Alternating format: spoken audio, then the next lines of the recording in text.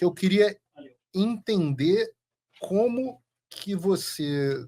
O que você alegou a respeito do seu asilo? Porque você contou a perseguição, digamos assim, administrativa dentro do Poder Judiciário, na sua função, e como é que você...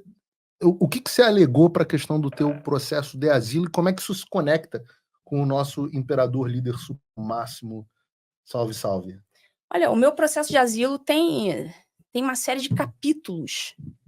Assim, eu narrei simplesmente tudo. Eu fiz um histórico de tudo que aconteceu e juntei documentos, inclusive o relatório lá do GSI do TJMG.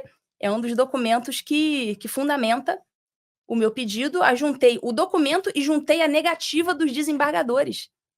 Então, assim, aquilo ali, para qualquer pessoa que você fala aqui, não, peraí, por que eles negaram? Quer dizer, eles estão te jogando para ser morta? Para ir trabalhar no fórum e ser morta? Então, assim, até os meus advogados falaram, olha, o caso de asilo, assim, com a maior quantidade, assim, de provas e documentos, um processo riquíssimo, e que envolve assassinato de reputação, então tinha muita matéria lá também. Olha, uma série de coisas. Então, eu faço toda a narrativa, tanto a narrativa funcional, a narrativa da minha conduta nas redes sociais, os assuntos que eu resolvi abordar nas redes sociais para o público, o meu processo de crescimento nas redes sociais, que aconteceu organicamente, eu simplesmente falava o que precisava ser dito. Então, não foi, não, eu vou criar aqui, porque eu quero ser famosinha. Eu simplesmente não fiz esforço nenhum. Não tinha disparo em massa financiado pelo governo federal, não? Não tinha. Pois é, cara, não tinha disparo em massa. E também não tinha choquei. Não tinha choquei? Não tinha choquei. Então não funciona. Falando em choquei, esse episódio da negativa do trabalho por videoconferência, eu consigo fazer um paralelo com a responsabilidade da choquei em relação à morte da moça, da pobre moça. Porque a choquei, sabendo de uma circunstância que colocava aquela mocinha em risco, persistiu naquele comportamento. Deixa eu interromper o seu vídeo só um pouquinho, mas é porque em dezembro fez um ano que as minhas redes sociais foram bloqueadas no Brasil, que todas as minhas contas bancárias foram congeladas, que meu passaporte foi cancelado e que uma multa foi imposta a mim por cada vez que eu falar. E tudo por ordem do Alexandre. Mas até hoje eu não recebi nenhum tipo de comunicação e nem sei do que eu sou acusado. Mas você pode acessar o meu conteúdo através da minha rede do Locals, que é uma rede social gratuita e livre, americana. Lá você pode escolher, inclusive, se você quer me apoiar com uma pequena quantia por mês para garantir que eu continue fazendo jornalismo independente e você vai acabar tendo acesso a vários conteúdos exclusivos. Tem um cupom de desconto disponível aqui para você na descrição. E desde já eu te agradeço por dar voz a quem te dá voz. Corta Minas Gerais. Sabendo de uma circunstância pretérita que me colocava numa situação de risco extremo, eles persistiram naquele comportamento e negaram o meu trabalho telepresencial. Eles já sabiam e eles persistiram. Então, pode ser que se eu tivesse me dobrado a eles e tivesse ido igual uma cordeirinha pro fórum, tivesse morrido, eu teria morrido mais ou menos nas mesmas circunstâncias que a pobre mocinha da Choquei. Assim, fazendo não sei se você consegue enxergar um paralelo. Não, entendi, claro. É uma negligência dolosa, né, proposital, assim, o cara, ele deixa de te dar o que você tem que ter, ou deixa persiste nas notícias falsas, em cada um dos casos, sabendo as consequências potenciais, né, inclusive de risco de vida para as pessoas, que tem a ver com um pouco de desumanização, né, o sujeito entra na forma de ele não consegue mais enxergar a pessoa que está do outro lado, pensa diferente dele, como ser humano, né? E se assemelha muito também ao instituto do dolo eventual no direito penal. Porque no direito penal você tem que ter a intenção, ou seja, o dolo de praticar um determinado ato. Então, ainda que o desembargador, a assinar a decisão, não tivesse o dolo direto de me matar, não desejasse diretamente a minha morte, ele não se importou caso essa morte acontecesse. E o pessoal exatamente... tá dizendo no chat, igual ao caso do Clesão, o Alexandre com o Clesão. Mais ou menos isso, mais ou menos isso. É, Então, a gente pode fazer traçar um paralelo com o dolo eventual do direito penal. interessante. Então, a pessoa não deseja aquele resultado morte diretamente, mas não se importa caso ele venha a ocorrer. Então, foi uma decisão claramente dada Aí você deu entrada no para... teu pedido de asilo, quando foi? Tem tempo já, não? Eu completei a documentação em maio desse ano. Do ano passado, que a gente mudou de ano. Maio desse ano, maio do ano passado. E os documentos, eles são analisados. Um processo de asilo, ele dura mais ou menos uns 5 anos. Pode Um processo demorar até muito 10 demorado. anos. Pode demorar até mais. Mas, no meu caso, houve ali uma análise, né, preliminar dos documentos que você apresenta. Sim. No meu caso, eu recebi, então, uma autorização de permanência nos Estados Unidos. Eu tenho número de estrangeiro, eu tenho autorização de trabalho, eu tenho carteira de motorista, eu tenho tudo. Então, hoje eu tenho uma vida normal nos Estados Unidos. Não posso sair do território americano. Estou sob proteção dos Estados Unidos. Então, sou muito a grata. gente conversou muito sobre isso, né, Lud? Antes até, durante o caminhar do seu processo, a respeito de que existiam outras alternativas de visto para você além do asilo, né? Porque eu, por exemplo, meu green card Já ia aqui tocar foi nesse tirado assunto. por habilidades extraordinárias.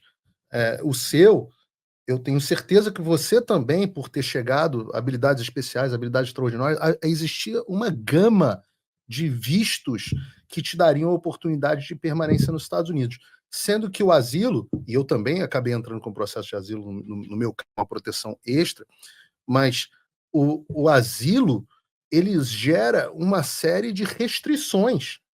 Então não é, ai, que oba-oba, nossa, que maravilha, foi morar nos Estados Unidos, Vai viver o American asilo, Dream. vai viver o American Dream. Não, o asilo te impõe uma série de restrições, inclusive você se tornar quase que um prisioneiro dentro dos Estados Unidos, não poder voltar depois à sua pátria, né, durante um bom tempo. Então, o que te fez tomar essa... Eu sei a resposta, mas o que te fez tomar a decisão? Porque eu te desencorajei, né? Eu cheguei a falar, não, Lud, não pede o asilo, não. Pede isso, pede aquilo, pede aquele outro visto. E você, não, eu vou pedir o asilo. Por quê? Então, havia vários outros vistos de permanência nos Estados Unidos que eram possíveis, no meu caso. Até conversando com a advogada de imigração, ela falou, olha, se você pegar aqueles vistos B1, B2, habilidades extraordinárias, habilidades especiais, ela até fez comigo uma sequência de 10 perguntas, e caso eu preenchesse 3 requisitos de 10, eu teria direito ao visto de habilidades especiais. Extraordinárias, né? Enfim, eu sei que desses 10 eu preenchia 7. Ela falou, olha, você consegue rapidamente esse green card de habilidades extraordinárias. Que foi como eu vim, o Constantino também, Pois mesmo visto. E o habilidades extraordinárias, se você quiser voltar para o seu país, visitar, você pode, você tem uma flexibilidade e tudo mais, mas eu falei, eu quero o meu visto de asilo, porque eu não vim para os Estados Unidos viver o American Dream. Eu não vim aqui, porque o pessoal vai falar, se aposentou e foi morar nos Estados Unidos. Não, senhor, me aposentei e fui morar, não. Eu vim morar e me aposentei depois. Sim, diferente do nosso caso. Me aposentaram. Que o Constantino acho que entrou com o processo dele também, mais ou menos na mesma época que eu. A gente entrou com o nosso gringo em 2017.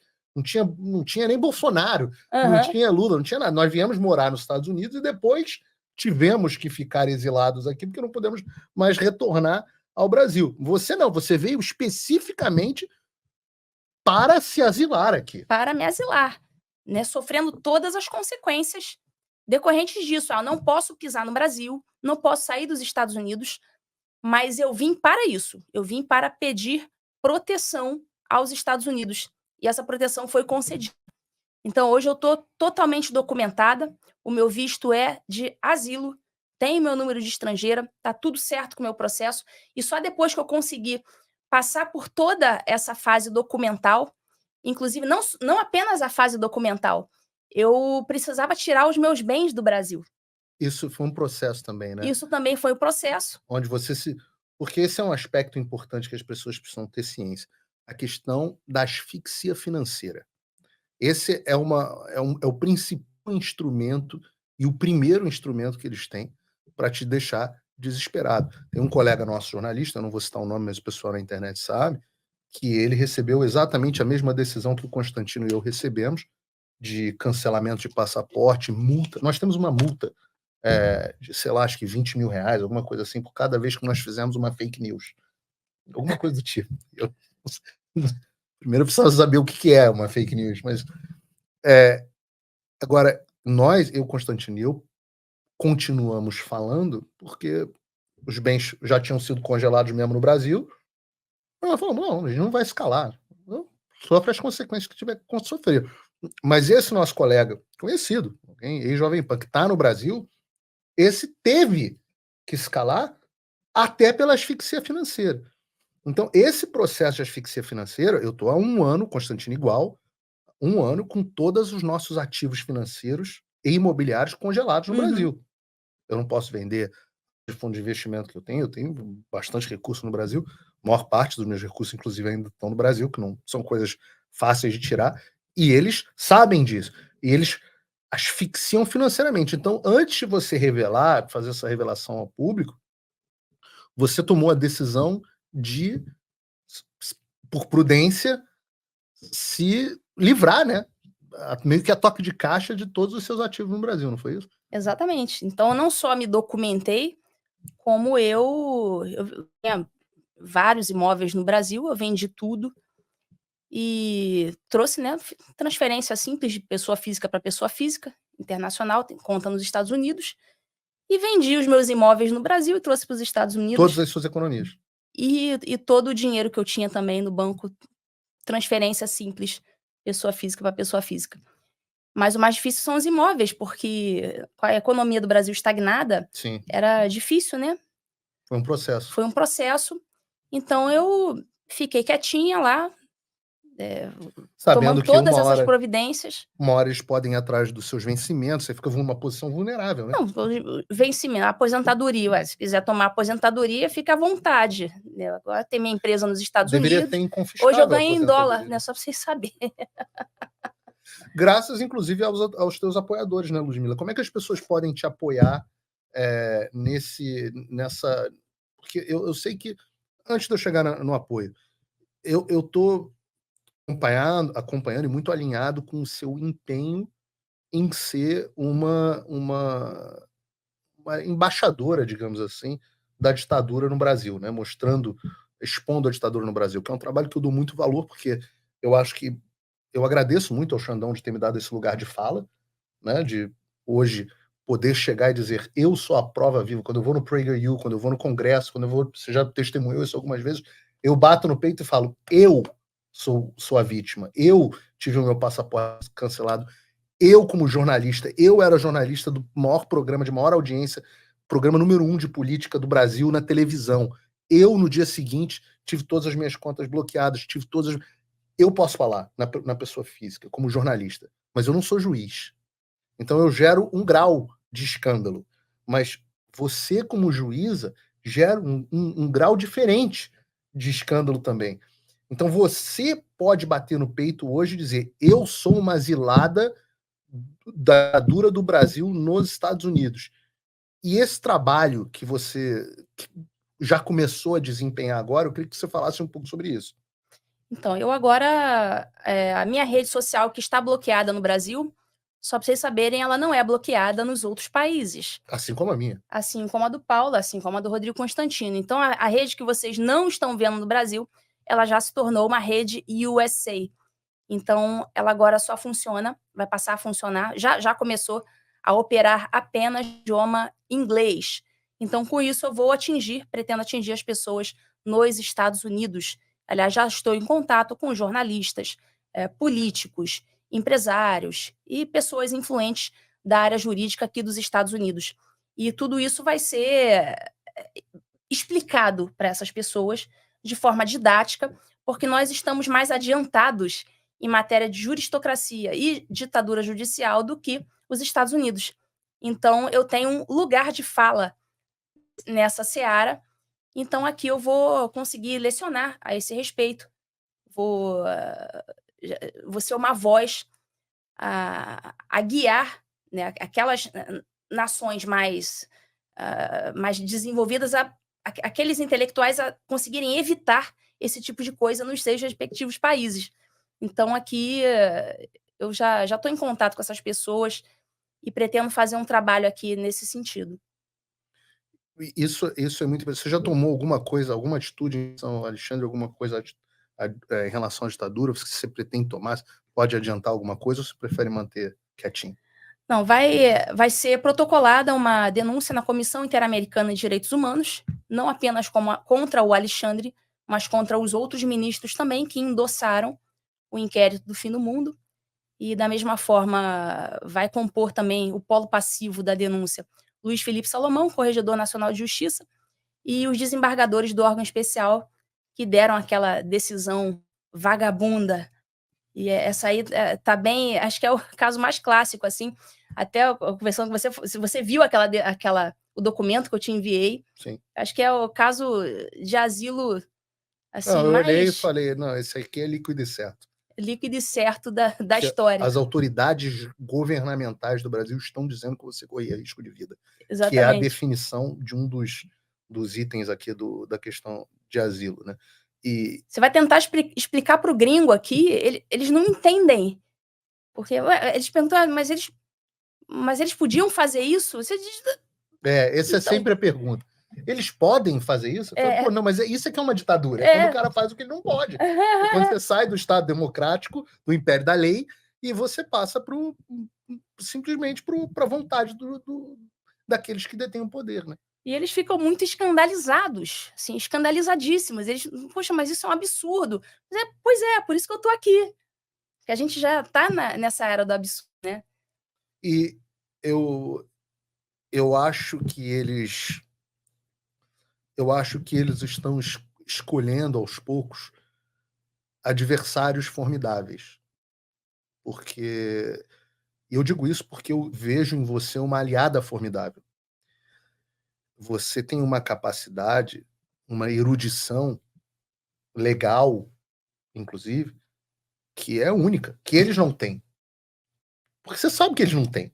Eles são incapazes. Você vê as sentenças deles, até as sentenças do Alexandre, que é um cara um pouco mais... São sentenças muito ruins. Eu acho que até porque chegaram ao ponto de que, como eles podem escrever qualquer coisa, que qualquer coisa vale, eu acho que o cara vai perdendo um pouco a musculatura jurídica. Ele não precisa mais exercitar, tem alguém carregando peso para ele. Então eu acho que quando nós temos, nesse momento, você aqui do nosso lado, protegida pela Constituição americana, enquanto a América ainda resiste, né? Lutando contra eles e expondo a eles, eu acho que eles escolheram mais uma adversária formidável. E não acho que tenha sido uma boa escolha. Acho que às vezes eles menosprezam isso aí não vai dar em nada, isso aí não vai dar em nada, mas dá, né? Menosprezam porque são ignorantes. Exato.